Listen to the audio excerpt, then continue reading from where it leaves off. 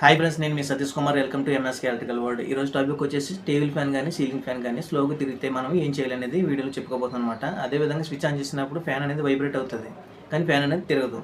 అన్నప్పుడు కూడా మనం ఏం చేయాలనేది వీడియోలో చెప్పుకుందాం. చేయవలసిన పని ఏంటంటే కెపాసిటర్ అనేది చేంజ్ చేసుకోవాలి.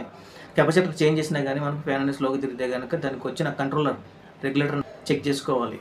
చెక్ చేసుకున్న తర్వాత ఫ్యాన్ అనేది యాస్టీస్గా తిరిగితే కనుక మీకు గాలి అనేది ఎక్కువ వేయకపోతే కనుక చేయవలసిన పని ఏంటంటే ఫ్యాన్ కొన్న బ్లేడ్ని క్లీన్ చేసుకోవాలి. అప్పుడు మనకి ఫస్ట్లో ఏ విధంగా అయితే గాలి వచ్చిందో అదే విధంగా క్లీన్ చేసిన తర్వాత గాలి అనేది మనకి వస్తుంది.